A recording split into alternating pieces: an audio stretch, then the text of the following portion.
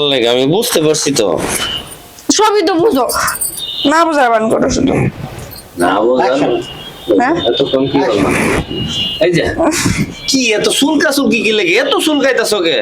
চুলকাম না, নতুন শাড়ি কিনে তো শাড়ির ভিতরে কি লাইগে রয়েছে, সারা শরীর জুড়ে চুলকাইতেছে। আরে আসলে নতুন শাড়ির জন্য চুলকানি না, চুলকানি দিচ্ছি নতুন শাড়ি কিনে দিছি আদর করার জন্য চুলকানি। বুঝি না আমরা?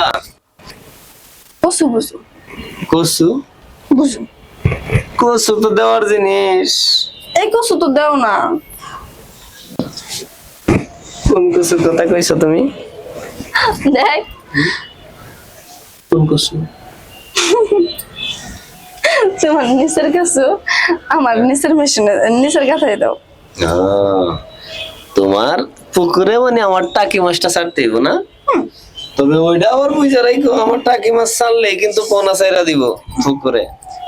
আচ্ছা শুনো, তুমি আমার জামাই, তোমার বাপ মা হয়তো কয় যে বাচ্চা না লইবার লাগে, তো তুমি কি চাও না যে আমি মা হই তাড়াতাড়ি? আরে আমি তো চাই তোমার একবারে দেই সাইডে করে। তুমি কি মানুষ না আর যাই কে সাইডটা করে বাচ্চা আমি কোনে রাখবো? এই বারবার পরিষ্কার করাচ্ছে, একবারে কষ্ট করে লাইবা সাইডটা একবারে বড় হয়ে যাবো, বুঝো না তুমি? সাইডটা একবার বড় হয়ে যাবো, পেট তো আমার, পেট তো তোমার না। আরে গাদা, ঘরের মধ্যে আমার দুইটা তিনটে বোন আছে, এখনো মাজন আছে, কথা বুঝছো? এত ছোট একটা পেটে এতগুলো বাবু নিবো? নিব না, আমি মনে করি ইমুনটা রুট করবো, দেখবা সাইডটা একবারে হয়ে যাবে। কি কও? কিসে তোমার এখন আবার কি হলো? তুমি ধরো কে? ও তুমি তো রাইতে ধরবা। দিনে কেটা ধরবো? দিনে এমনি থাকবো। ও রাত্রে আমি ধরবো না? না এটা আবার কি? এটা যে কিনে দিছিল যে। ও এটাও তোমার মতো দিন দিন অন্যরকম হয়ে যাইতেছে, ব্যাপারটা কি? কিরকম? একটু অন্যরকম হয়ে যাচ্ছে না তুমি? এখন আদরের জন্য পাগল হইতে হো, সোহাগের জন্য বাদর হইতে হো, আবার কিছু বাচ্চা কাচ্চা নিতে যাইতেছে। তো নিমু না, এতদিন এসে বিয়ে হইছে, তোমার মার হয়তো শখ নাই কিন্তু আমার মার শখ আছে নাতির। আসলে কি জানো, কয়টা দিন আরো রোমান্স করি, রোমান্স করার পরে না হয় বাচ্চা কাচ্চা নিবা, বাচ্চা কাচ্চা নিলে তো একটু কাছে যাবো দিব কাইন্দা, পরে কি করুম? এত খুশি লাগতেছে কে? খুশি দেখলে তো আমার বোবা জিনিসটা জায়গা উঠতেছে, বুঝো না? কে জায়গা ওটা তোমার বোবা জিনিস নেওয়ার লাগি তো আমি এরকম ছটপট করে তো দেবার পারো না। করো বোবা জিনিস কথা না, কোন একটা কথা কই,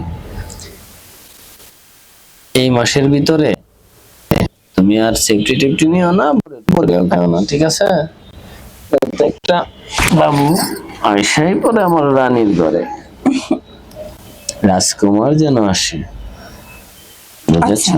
বাচ্চা হইছে আল্লাহর দান, আল্লাহ মাইয়া দিব না দিব আগে থেকে কয়ে দেয় না, কার কপাল লেখা দেয়। তবে যদি প্রথম তোমার রাজকুমার আসে তাহলে একটা মজার ব্যাপার আছে, এটা তুমি জানো? মজার ব্যাপার দরকার নেই আমার, তুমি দরকার আমার কথাটা বুঝার চেষ্টা করো। প্রথম ধরো তোমার একটা রাজকুমার বাবু আসলো, পরে প্রয়োজনে দুইটা তিনটা রাজরানী আসো, তারপরে কি হইব জানো? ওই রাজকুমার বাবু তাদের উপর ছায়া হয়ে পাহারা হয়ে গার্জেন হয়ে থাকতে পারবো। এর জন্য তুমি কি ভাবছো যে আমি শুধু ওইটা রাজকুমারের জন্য পারবো না? সন্তান আল্লাহর দান জিনিস, আমি আচ্ছা এত কথা আমারে এখন কি